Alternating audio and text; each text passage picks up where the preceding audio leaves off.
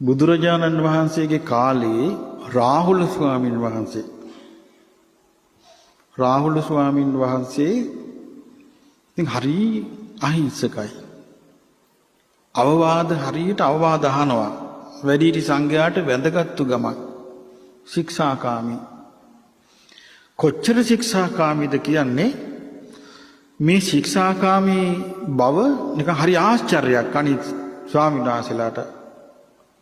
ඉතින් රාහුල ස්වාමීන් වහන්සේ කවදාවත් මම මේ භාග්‍යවතුන් වහන්සේගේ ගිහි කාලේ පුතා කියලා කටියට පාට දාලා තියනවද?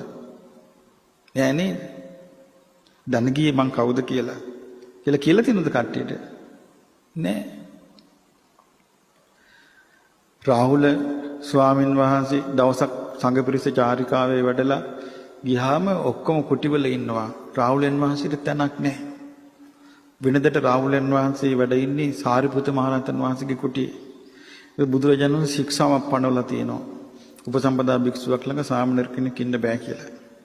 ඒ දවස්වල පස්සේ ඒක විනාශ කළා. ඒ සිද්ධියෙන් පස්සේ ඉතින් රාහුල ස්වාමීන් වහන්සේ කල්පනා කළා මට ඉන්නේ කොහෙද මං කියලා. සමහරට පිණිබානවා ඇති දරාත්‍රි නැත්තම් ගහක් යටවත් ඉන්නවා. බැලුවම පස්සේ පුංචි මඩුවක් තියෙනවා. බුදුරජාණන් වහන්සේට හදාපු වැසිකිළිය. මේක ගිහිල්ලා පැත්තක වකුටු වෙලා වාඩි වෙලා හිටියා. බිම. අද කාලේ දැන් බලන්න වෙනස.